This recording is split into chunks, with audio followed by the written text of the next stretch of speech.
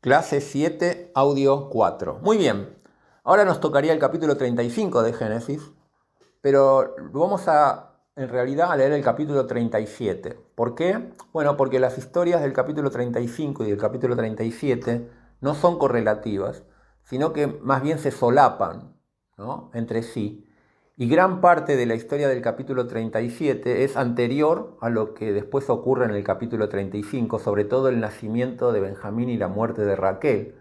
Lo que ocurre en el capítulo 37 es antes de que nazca Benjamín y de que muera Raquel. Por eso vamos a leer y vamos a avanzar al capítulo 37 y más adelante volveremos al capítulo 35. Entonces, capítulo 37 de Génesis, versículo 1 dice: Habitó Jacob en la tierra donde había morado su padre, en la tierra de Canaán.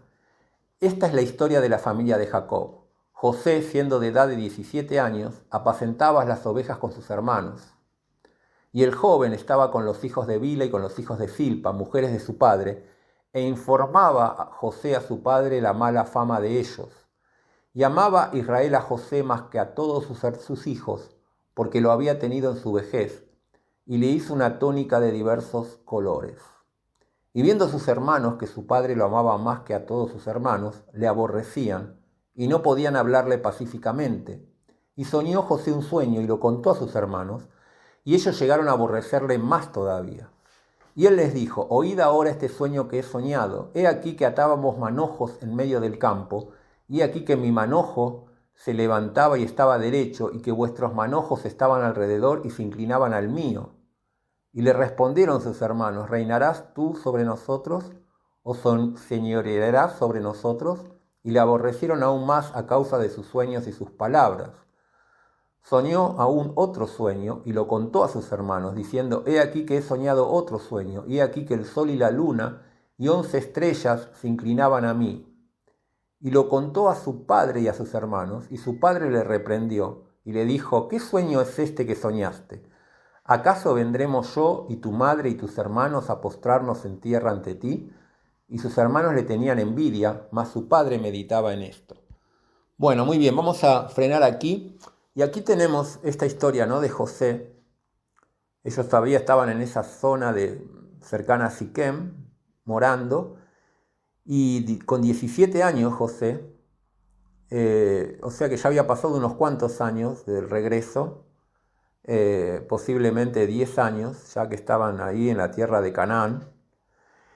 Y vemos ahí que José, junto con sus hermanos, pastoreaba las ovejas, pero la situación, el contexto que vemos, es algo que ya hemos visto antes, ¿no? Una situación familiar, conflictiva, provocada por Jacob. Dice que Israel amaba más a José que a todos sus hijos porque lo había tenido en su vejez. Y le hizo una túnica de diversos colores. O sea, peor no se podía hacer, ¿no? Peor cosa que un padre no puede hacer. Ya lo vimos en la situación de Esaú con Jacob, cómo Isaac amaba a Esaú, Rebeca amaba a Jacob, y lo que eso provocó, bueno, acá Jacob lo está replicando, ¿no? Y él dice, bueno, como José era el hijo de su esposa más amada, hasta ese momento Benjamín no había nacido, dice que es el hijo de su vejez. No es literal, porque la verdad es que la diferencia de edad entre José y sus hermanos era mínima. Entre todos ellos, entre los 11 hijos, había solo 7 años de diferencia, como mucho. Entonces, pero bueno, era el hijo preferido, ¿no? Le hizo una túnica de diversos colores, era una forma aún más de acentuar esa diferencia, ¿no?, entre los hermanos. O sea, tremendo. Y encima lo tenía a José de buchón, diríamos acá, ¿no? De estar ahí contándole sobre la conducta de sus otros hijos. Sin duda José tenía un carácter quizás más piadoso. Tampoco era muy sabio José. Bueno, tenemos que tener en cuenta que tenía 17 años, ¿no? Sabiendo esta situación, o quizás intuyendo esta situación de enemistad con sus hermanos, el contarles los sueños que él tenía, donde era bastante evidente la interpretación de esos sueños, ¿no? Pero bueno, José les cuenta los sueños, y eso lo único que hace es potenciar más una situación que iba a explotar. ¿no? Y en esos sueños son proféticos, sin duda dados por Dios, de cosas que iban a ocurrir en el futuro, ¿no? Y entonces dice que el primer sueño era un manojo que se levantaba, estaban en el campo atando manojos, y dice que su manojo se levantaba y los otros, y que vuestros manojos se inclinaban al mío, ¿no? Y entonces era evidente, y su hermano dice que vas a reinar sobre nosotros, vas a ser nuestro Señor, y la aborrecían aún más. Y después soñó de vuelta, y esta vez se lo cuenta a los hermanos, pero también al padre, y dice, yo soñé que el sol y la luna y 11 estrellas se inclinaban a mí. Y ahí Jacob le reprende y dice, ¿cómo? ¿Qué es esto que soñaste? El sol y la luna, o sea, se referiría entonces a Jacob y a Raquel, que aún vivía, ¿no? Porque si no, no podía interpretar esto. ¿Acaso vendremos, Jacob, yo y tu madre y tus hermanos, a postrarnos a tierra ante ti? No, la verdad es que esto no se cumple, o sea, en el futuro, lo vamos a ver más adelante, se iba a cumplir. Los 11 hermanos de Jacob se iban a inclinar a Jacob cuando estuvieran en Egipto, y eso iba a incluir inclusive a Benjamín, o sea que en este momento eran 10 los hermanos de Jacob, de José, pero en el sueño dice 11 estrellas se inclinaban a mí, o sea que iba a estar incluido Benjamín. Claro que nunca Jacob y Raquel se inclinaron a él, pero en el sueño, si uno lo lee bien, también se puede leer de otra manera. O sea, dice, he aquí el sol y la luna y 11 estrellas se inclinaban a mí. Si uno, o sea, que puede hacer entender que no son que el sol y la luna se inclinan, sino que estaban el sol y la luna y que 11 estrellas son las que se inclinaban. Y eso sí sería profético, porque eso se cumplió literalmente. Fueron 11, inclusive Benjamín que no había nacido, los que se iban a inclinar a José. Pero bueno, todo esto no trajo más que exacerbar el odio que había de todos sus hermanos para con José, ¿no? Y dice el versículo 11, y sus hermanos le tenían envidia, mas su padre meditaba en esto. Versículo 12.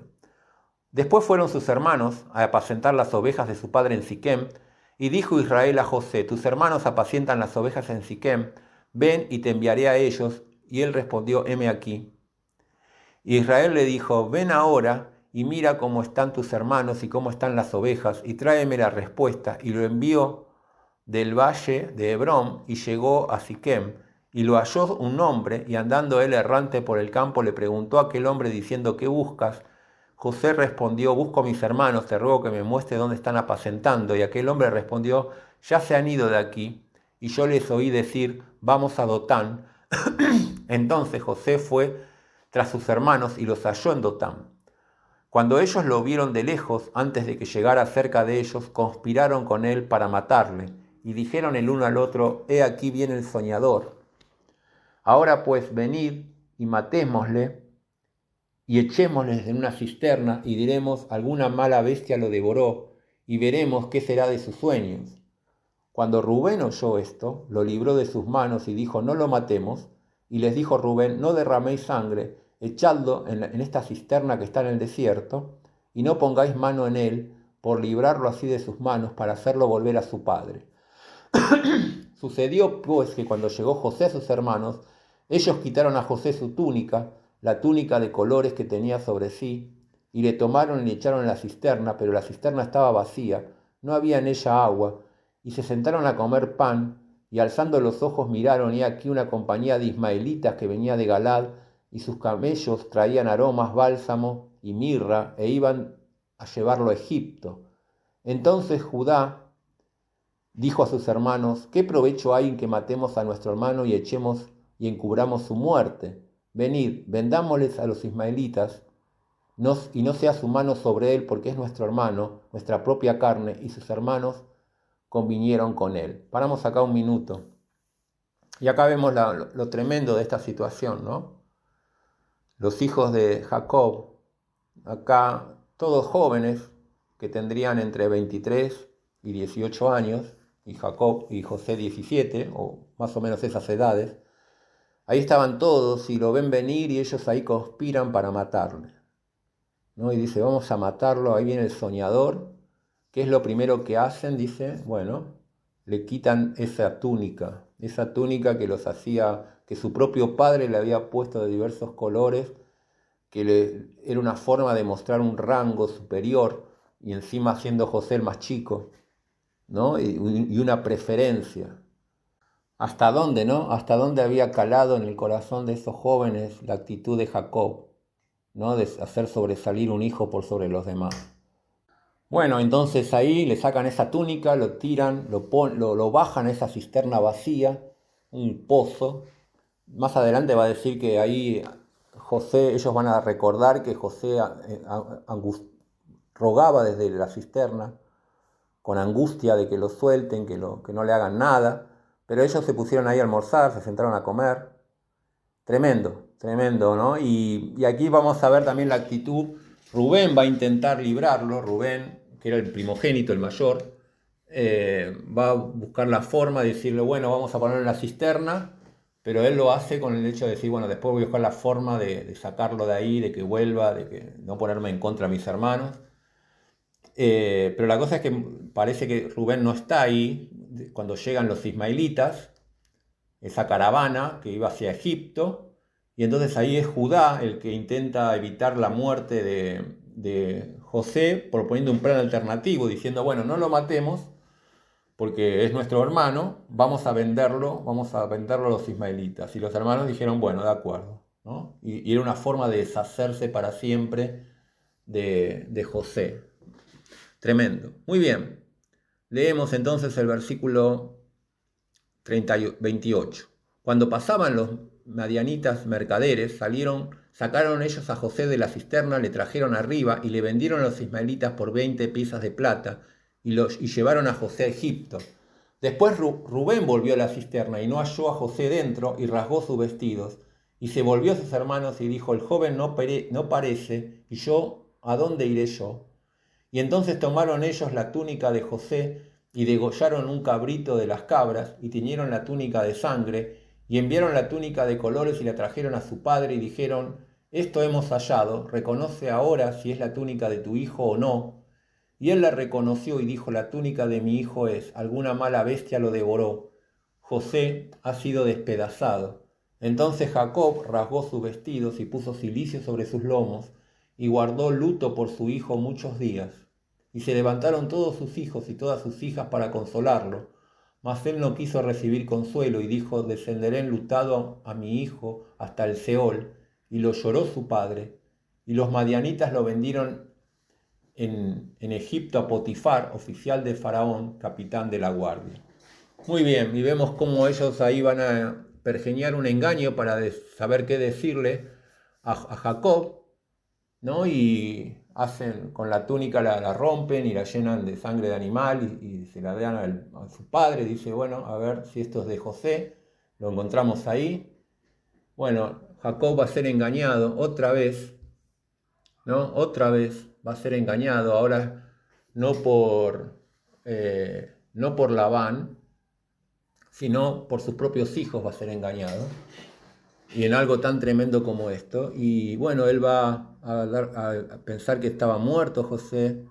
Era hasta ese momento el único hijo que tenía de Raquel. Él va ahí a no querer recibir consuelo, ¿no? Y bueno, y esto que por supuesto en la soberanía de Dios estaba pensado, ¿no? Pero vemos todavía cómo la mano de Dios ahí en la vida de esta familia la cual Dios había propuesto, ¿no? Levantar un pueblo que iba a ser el pueblo de Dios.